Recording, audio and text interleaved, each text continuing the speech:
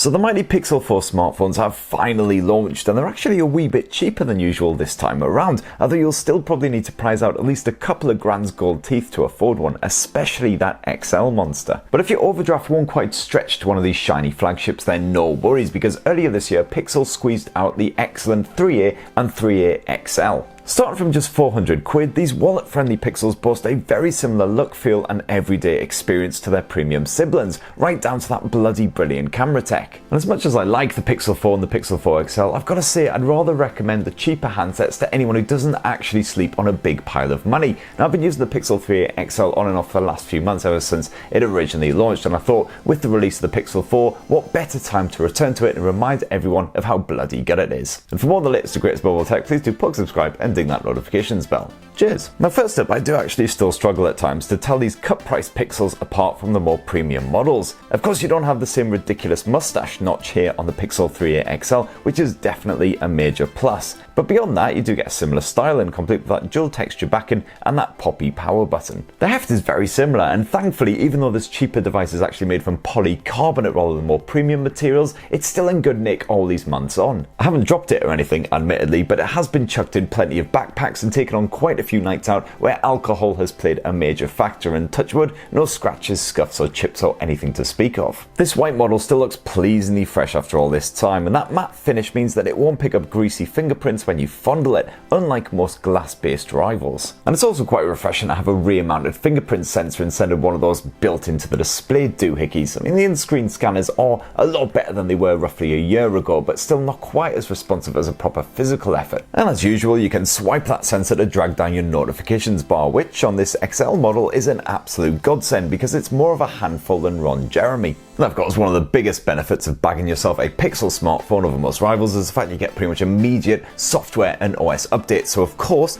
the Pixel 3a XL is now on a lovely bit of Android 10. This update was very welcome indeed, adding all kinds of great new features. The new dark mode theming is lovely and supported by most of Google's own apps, although a couple like Google Home still do annoyingly need updating. The excellent new swipe gestures make for swift and satisfying navigation, and that stock launcher just works so smoothly here on the Pixel 3a XL. I just love it to chuff in bits, and plus you can rest easy knowing that of course the Pixel 3a XL will get an update to Android 11 this time next year, so it won't be redundant anytime soon. And despite the cut price cost, Google did not skimp on the hardware either. You still get those edge pressure sensors for calling up the assistant with a frantic squeeze, while the 6-inch OLED screen is absolutely stunning. I mean seriously, this thing puts the iPhone 11's display to shame, pumping out bright, gorgeous images whatever you're up to. It's not HD already, but I still love smashing my way through box sets on the go. Those Full HD Plus visuals mean plenty of detail is packed into every frame, while the contrast levels definitely can't be sniffed at. And decent news on the audio front as well, because you actually get a stereo speaker setup, and on that top volume it is a little bit tinny, and of course the audio is definitely weighted more towards this downwards firing speaker here rather than the actual earpiece, but still pretty respectable. My original OnePlus 7 Pro has survived a couple of steep drops, and the OnePlus 17 Pro is tougher than before, with the Gorilla Glass 6 plating up.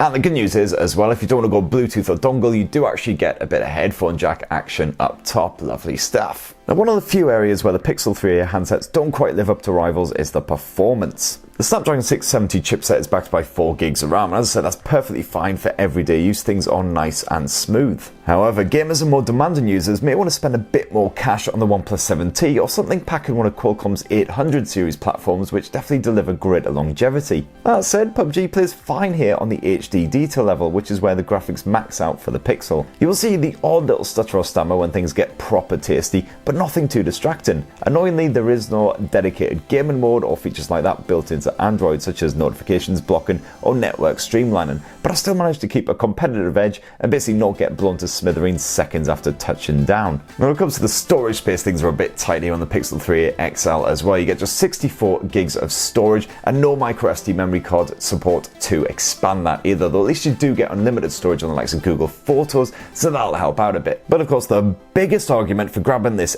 XL version of the Pixel 3a rather than the standard model is the mighty 3700 mAh battery that's slapped inside of the bugger. A few months on, and I've still never managed to drain this thing in a single day, even with proper intensive use. In fact, if anything, it's got better over time thanks to the Android improvements and the likes of the dark modes. And while the 18-watt fast charging ain't exactly going to win any speed records, it is still reasonably nippy. You'll get most of a charge with 1 hour at the plug. Now, the best reason for buying a Pixel smartphone over similarly priced rivals is still that camera tech. You'll find sexier design and better performance from some rivals around that £400 to £500 price point, but you will not find better optics. A single lens setup may sound almost archaic in this world of tri-lens smartphone cameras, but the solo 12.2 megapixel shooter captures great looking photos in basically any conditions. My pics always look sharp and natural, with vibrant subjects really shining when you throw them up onto a telly screen. And no worries if you're dealing with dodgy lighting either, as Google's HDR Smarts definitely give you a leg up over rivals,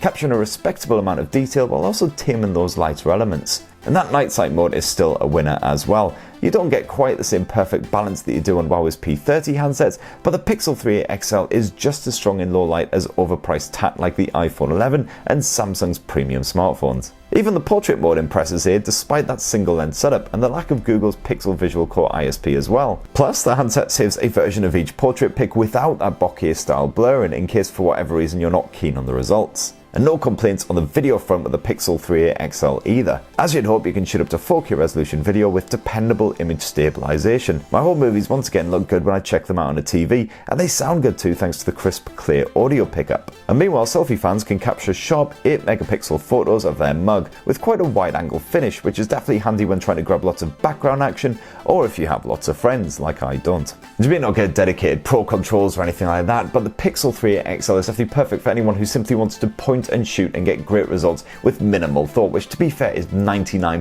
of smartphone users. And that right there is what I think of the Pixel 3a XL several months after launch, and as the Pixel 4 phones actually become a proper thing rather than just an endless barrage of bloody rumours and leaks and stuff. As I say, rivals around that £400 to £500 price point may have it beat for performance, but frankly the Pixel is perfect in every other way. That lovely slick stock version of Android, the fantastic camera tech, the great battery life, basically it is a winner. And if you are looking around that sort of mid-range price point, I would highly recommend them. Now, have you been using the Pixel 3a XL? It'd be great to hear your thoughts down below as well, or if you're tempted by the Pixel 3as over the likes of the Pixel 4s, definitely be great to hear your thoughts. Bash them down in the comments below, and please do poke, subscribe and ding that notifications bell for more on the latest and greatest mobile tech. Cheers everyone, love you!